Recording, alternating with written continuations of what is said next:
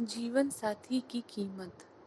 हर शादीशुदा जोड़ी को पति पत्नी के झगड़े की यह कहानी एक बार जरूर पढ़नी चाहिए। इस भावुक कहानी को पढ़कर हो सकता है आपके जीवन साथी की कीमत समझ जाओ और आपके बीच होने वाले झगड़े खत्म या कम हो जाएं। पत्नी: यह वीडियो देखो, कितना कॉमेडी है।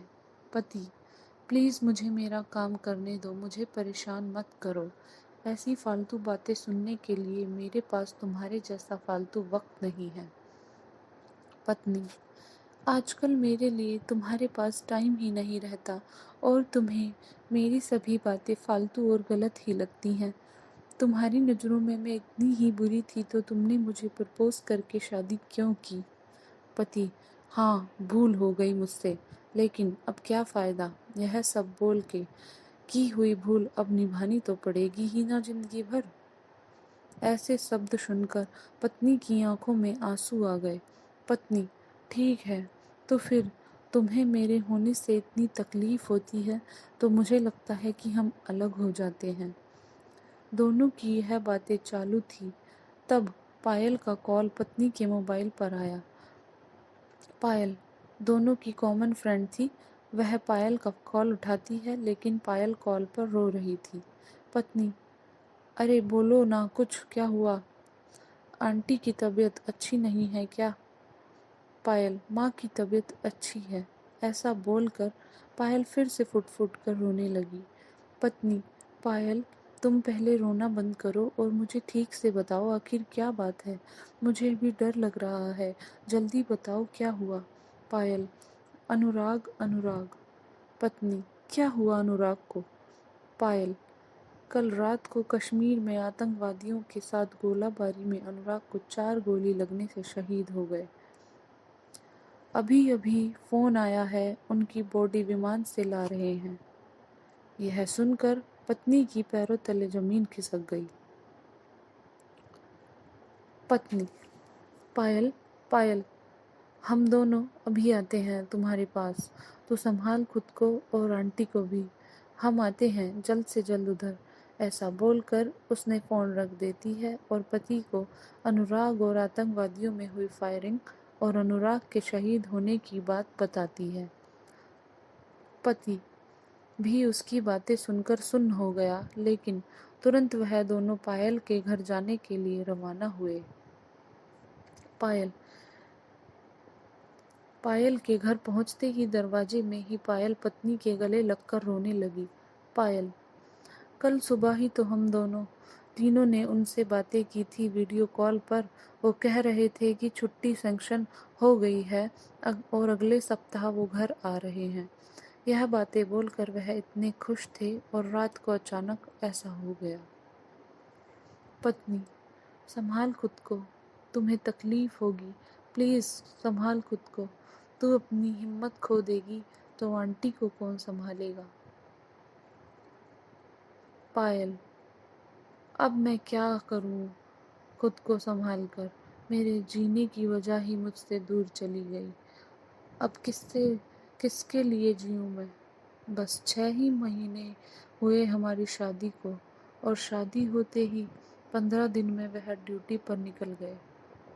एक दूसरे को समझने के लिए भी वक्त नहीं मिला। इतने सपने देखे थे हम दोनों ने, हमारे घर के, नए घर के, एक दूसरे के लिए बहुत सारी बातों के सपने देखे थे। अब सारे सपने अधूरे रह गए। हमें वक्त नहीं मिला, वक्त नहीं मिला। थोड़ी देर में अनुराग की बॉडी तिरंगे में लपेट कर घर आई। शासकीय इंतजाम से उसका अंतिम संस्कार हुआ। सभी विधि समय खत्म होने पर समर्थ और प्रज्ञा अपने घर वापस देर रात तक पहुंचे। पत्नी: तुम खाना खाने वाले हो क्या? मुझे तो भूख नहीं है। नहीं, चाय बनाओ, बहुत सर दर्द हो रहा है। कुछ समझ नहीं आ रहा। वह दोनों के लिए चाय बनाकर ले आती है। चाय पीने के लिए दोनों शांति से सोफे पर बैठते हैं। पति: सॉरी मैं सुबह तुम पर बहुत चिल्लाया। अरे क्या करें, वर्क फ्रॉम होम होकर भी इतना प्रेशर होता है और इस वजह से मैं इतना चिड़चिड़ा हो जाता हूँ कि उसका गुस्सा तुम पर निकलता है। I am so sorry. पत्नी: तुम सॉरी मत बोलो, मैं भी गलत थी, मैंने भी ज़्यादा ही बोल दिया था कि हमें अलग हो जाना चाहिए। मुझे ऐसा नहीं बोलना चाहिए था। पति: तुम्हारा गुस्सा भी सही है, मैं तुम्हें वक्त दे पाऊँ इतनी सी ही तो तुम्हारी इच्छा होती है। पत्नी: हाँ, लेकिन मैंने भी तुम्हें समझना चाहिए था। तुम्हारे काम का प्रेशर ना समझते हुए मैं अपने ही गुस्से तुम पर निकाल रही थी।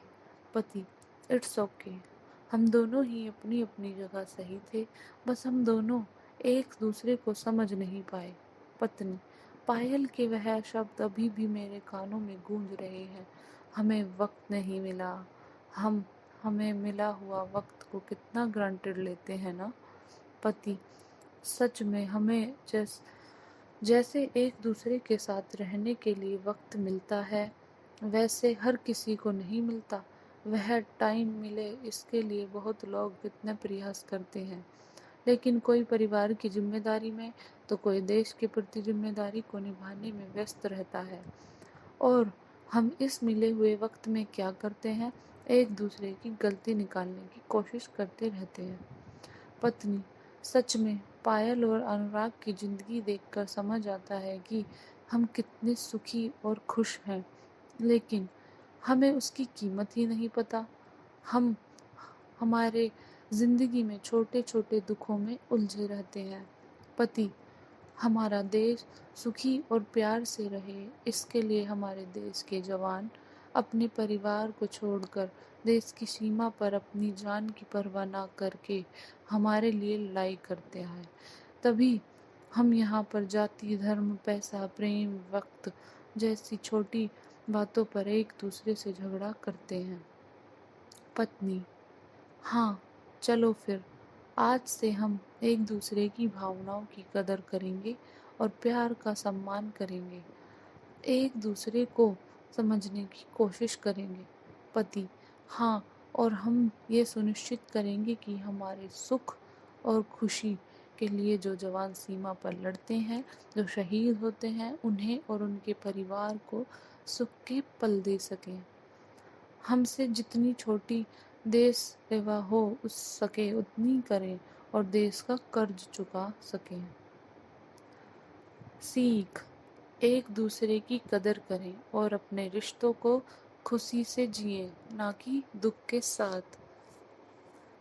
हमारे चैनल को अभी सब्सक्राइब करें और इसी तरह की वीडियो डेली सुनें। Thank you.